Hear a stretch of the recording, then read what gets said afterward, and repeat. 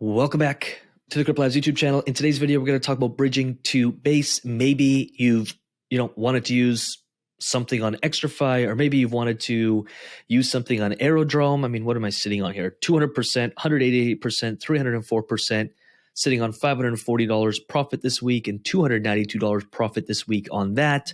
Maybe lending protocols, or as you can see, Aerodrome, biggest DEX, some opportunities on Uniswap, XtraFi, Beefy, Overnight Finance, Moonwell for lending, etc., etc. Or maybe this video will be helpful to understand bridging onto any other blockchain, because something is always attracting TVL, and just understanding what we're doing here is important. So there's going to be two main things we're going to cover: understanding that you need coins on that blockchain to actually pay for gas fees, and two, how to actually do it. Now, there's 101 ways to do it.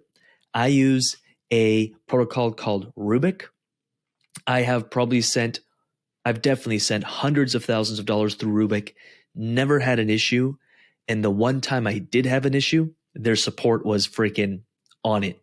Like on it. Within, I wonder if it still pops up. Yeah, there it is. Oh, this is beautiful. Something kind of got missed. I don't know how much I had. I don't think it was a huge amount.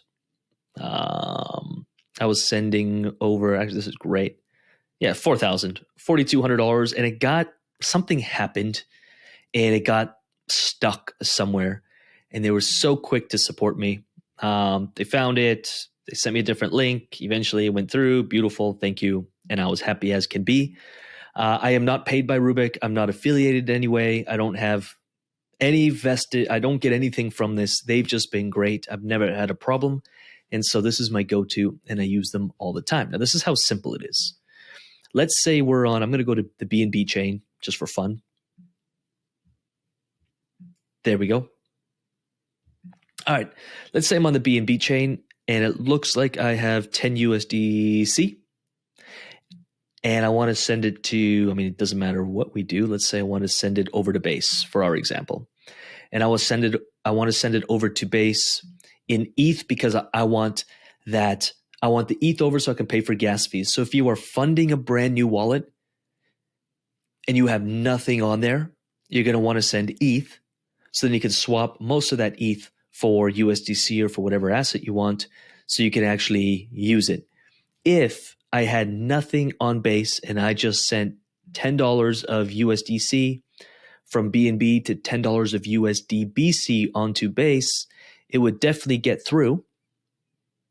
We'll just let this load. As you can see, Rubik finds the best path for you. So this would cost me literally 80 cents, it looks like, blah, blah, blah. It looks like I would get around $9.20, around 80 cents to zap over to Base through Symbiosis, because everything else would be a lot more expensive, as you can see. But if I did that, great. I'd have $9.20 of USDBC sitting on Base, but I couldn't do anything with it because I'd have no ETH to actually pay for gas. So the better way to do it is just send over all of it. So you don't only have to do one bigger transaction. You don't have to bridge it once. I could send it all over Base to ETH, and I'll show you what this looks like. Literally, I'm going to get $9.99 worth of ETH over there as well. But I'm going to preview the swap, this USDC to actual USDC. It's going to bridge it, and then it's going to swap it over into ETH. That whole transaction should take around 3 minutes and cost me around $2.58. I'm going to swap this. I'm going to allow it. So 10:05, next, approve. Now, I'm only bridging $10 because that's just what I'm using as an example. But if I sent 100, it would still be the same fee. If I sent 1,000, it's going to be pretty damn close to the same fee. Obviously, when you send 10, the fee is going to bite into a lot of that. Like with gas fees and all of that, you can see starts adding up for just 10. But watch this. If I exited this, what do I have a lot of? This would be a great example here. This is going to make some crazy swaps for me. I don't think this would be the best one to use because it'll probably charge me an arm and a leg. Maybe not. Let's see.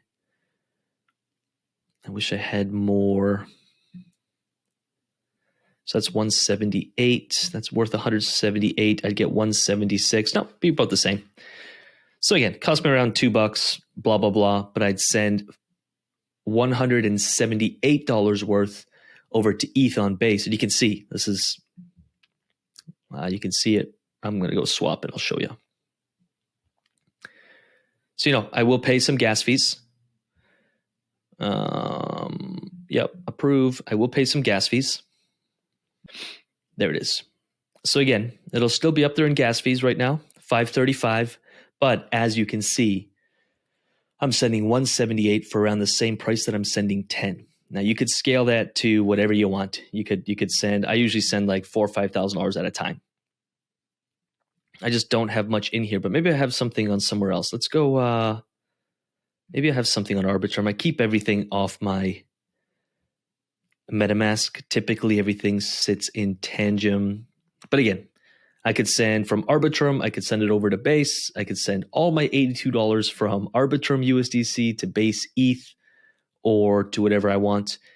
And again, fees would be around the same. I could send 820, 8,200, and the fee stays somewhat the same. So it's definitely worth sending more. If we're starting to play bridging $5, you're going to pay just as much in fees to bridge it, and it makes no sense at that point. I hope that makes sense. So let's do it here. I'm going to send 20 as an example, and I'm going to send it over to Base or any blockchain I want, of course. You can see all the different examples of things I could send. I could send it over to Polygon, Solana, whatever I want. But for this example, we're going to send it over to Base. You can see the path it's going to take. I have to change the network to Arbitrum, of course. Switch, perfect. Manage allowances. I'll approve it for 20. Perfect. We will pay. Arbitrum actually might be less in gas fees than BNB was. So it might actually be a more efficient transaction here. Let's have a look. Yeah, it's $2.82 versus the $6 BNB was charging. This is actually a very efficient path here from Arbitrum to Base. I'm going to confirm it. I'm actually going to turn off my video for a second because it's kind of freezy. My computer's working hard. But either way, you can see. I'm going to pause this video. It says it's going to take around 5 minutes. I can actually go over here and view these transactions. Let me click here. And as you can see, I bridged $5,000, $4,000, $8,000, etc. We'll let her do her thing. I'm going to pause the recording and I'll see you back in a few minutes once it's done. Just for context, let's go over to my Base to show you how much ETH I have right now. It's not going to be much. Perfect. $114 of ETH. When I come back, I should have $134-ish. So I'll see you back in a few minutes. Alrighty, and there we go. It took about, 4 minutes, maybe even less.